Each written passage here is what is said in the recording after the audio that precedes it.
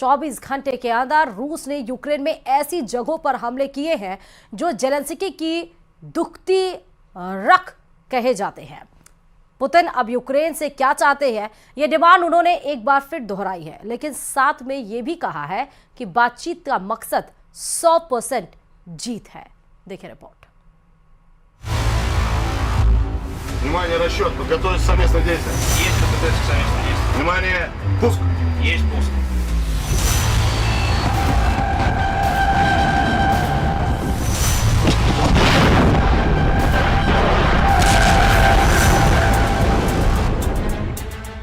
Ukraine में ये आग बता रही है कि पुतिन अब क्या करने वाले हैं। खार्किव को जलाकर रूस का अगला टारगेट कौन बनने जा रहा है, ये तस्वीरें बता रही हैं। कैपिटल कीव के बाद जेलेंस्की के सबसे अहम शहर खार्किव का ये हाल किया है रशियन मिसाइल और ड्रोन ने।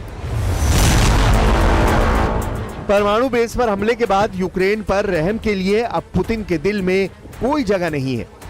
खार्किव पर 9 ड्रोन और 2 मिसाइल दागी गईं और देखिए क्या हाल हुआ।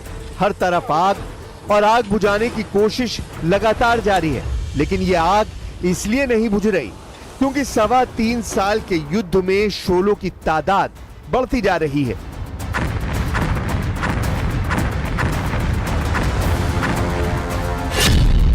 पुतिन ने 3 शहरों को टारगेट बनाया, खार्किव, सुमी और ओदेसा।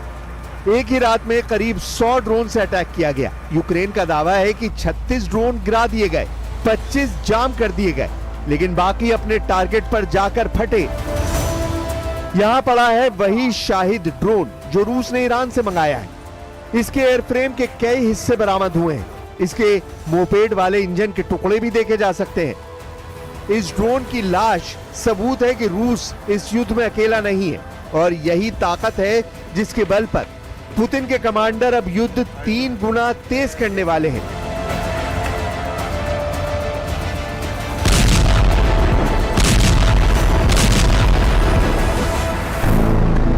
रूस में सुरक्षा परिषद के उपाध्यक्ष दिमित्री मेदवेदेव, जो रूस के राष्ट्रपति भी रह चुके हैं, उन्होंने कहा है कि यूक्रेन से बातचीत का बस एक मकसद है, संपूर्ण जीत और यूक्रेन में नाजीवाद हुकूमत की 100% तबाही। पुतिन के इन इरादों को टक्कर देने के लिए यूरोप में नई कोशिश शुरू हो गई है। फ्रांस के राष्ट्रपति इमैनुअल मैक्रोन ने इटली का दौरा किया है। यहां प्रधानमंत्री जॉर्जिया मेलोनी से उनकी मुलाकात हुई और दोनों के बीच यूक्रेन को लेकर काफी देर तक बात हुई। यानी पुतिन के खिलाफ यूरोप में लगातार सीक्रेट मीटिंग हो रही है और बहुत ही गोपनीय प्लान तैयार हो रहे हैं। जबकि दूसरा सच यह है कि पुतिन ने परमाणु बेस पर हुए हमलों के बाद अपने एटम बम वाली फोर्स को एक्टिव कर दिया है। रूस के मिसाइल बेड़े में ऐसे ऐसे खतरनाक हथियार हैं जो पेरिस से लेकर रोम और लंदन से लेकर वॉशिंगटन डीसी तक सब कुछ पिघला सकते हैं।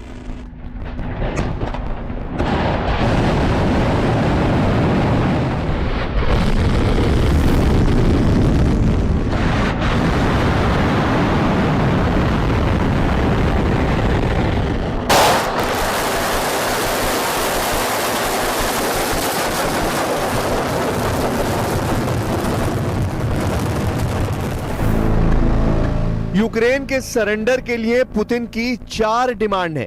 रूस चाहता है कि यूक्रेन अपने पूर्वी इलाकों को खाली कर दे, वहां से पीछे हट जाए। दूसरी मांग कि यूक्रेन निष्पक्ष हो जाए, यूक्रेन की सेना की तादाद सीमित रहे, और चौथी डिमांड कि यूक्रेन में चुनाव हो, नई सरकार बने। रूस का अभी यूक्रेन के 4 बड़े इलाकों पर कब्जा है।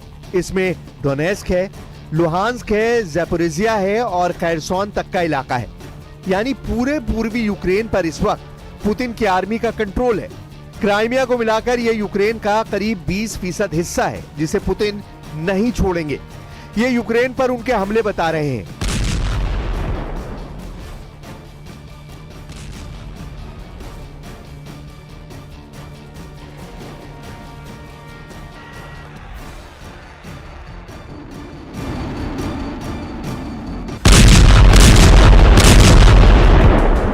रूस की सेना इस वक्त 1000 किलोमीटर के मोर्चे पर यूक्रेन के साथ लड़ रही है।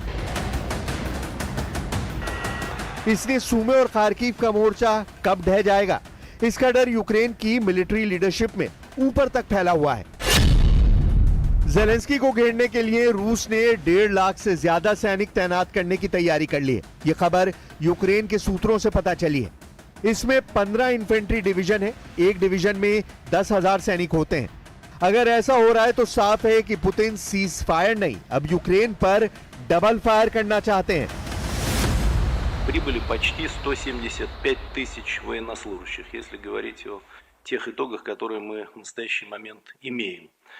Кроме того, в добровольческие подразделения с начала года приняты более 14 тысяч человек. पुतिन बार बार बता रहे हैं कि उनके गुस्से में जेलेंस्की के लिए रहम की कोई जगह नहीं। पुतिन का सिर्फ एक मकसद है, नेटो का सरेंडर और यूक्रेन के टुकड़े। इसलिए पुतिन के लगातार हमलों ने अब और तेजी से यूक्रेन को जलाना शुरू कर दिया है। मई 2025 के बाद जून महीने की शुरुआत भी बहुत खतरनाक हुई है। ये तस्वीरें बता रही हैं कि पुतिन का इरादा अब यूक्रेन की फौज को पूरी तरह खत्म करना है। फिलहाल जेलेंस्की के पास जो सबसे बड़ी जिम्मेदारी थी वो उन्होंने पूरी कर दी है। रूस के परमाणु बेस पर हमला करके उन्होंने अपनी फौज के झुके हुए कंधों को उठा दिया है।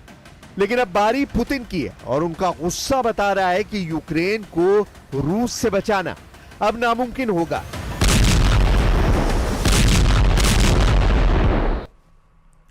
पाकिस्तान से ऑपरेशन सिंदूर के सबूत अब धीरे धीरे सामने आ रहे हैं। इसी कड़ी में बहावलपुर में मारे गए आतंकियों की कब्र की तस्वीर अब सामने आई है।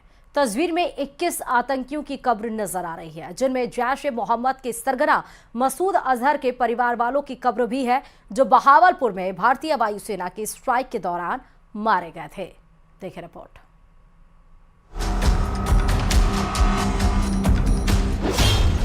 पाकिस्तान से सामने आ रहे हैं ऑपरेशन सिंदूर के सबूत।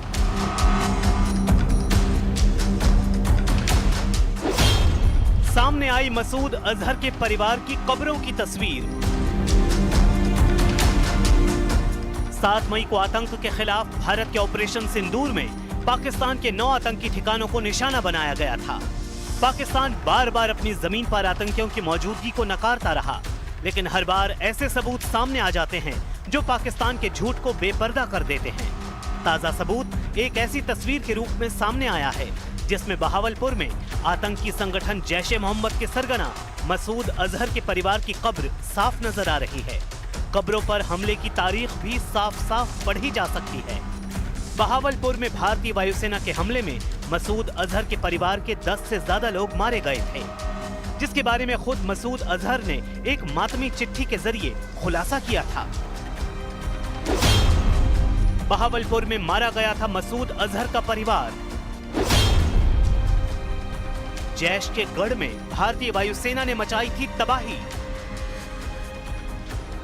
ऑपरेशन सिंदूर के दौरान भारत ने पाकिस्तान के कोटली, मुरीद के और बहावलपुर समेत 9 जगहों पर हमले किए थे, जहां भारत का टारगेट जैश ए मोहम्मद और लश्कर तैयबा जैसे आतंकी संगठन थे, जो पिछले कई दशकों से भारत पर बड़े आतंकी हमलों के जिम्मेदार हैं। बहावलपुर में जैश का मुख्यालय था, जहां से आतंकी गतिविधियों को चलाया जाता था। 7 मई को भारतीय वायुसेना के जोरदार हमले में जैश का मुख्यालय तो तबाह हुआ ही साथ मसूद अजहर का परिवार भी दुनिया से रुखसत हो गया, जिसके सबूत अब सामने आ रहे हैं। आतंकियों के जनाजे में पाकिस्तान की असलियत के सबूत।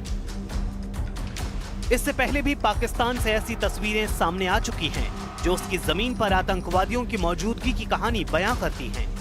ऑपरेशन सिंदूर के बाद सबसे चौंकाने वाली तस्वीर लश्कर तैयबा के मुख्यालय मुरीदके से सामने आई थी, जहां आतंकियों के शवों के साथ खुद लश्कर का कमांडर अब्दुल रऊफ खड़ा था और उसके साथ पाकिस्तानी फौज और पुलिस के अधिकारी गम में डूबे दिखाई दे रहे थे। पाकिस्तान की कलाई खुल रही है। पाकिस्तान के खिलाफ नए नए सबूत सामने आ रहे हैं। लश्कर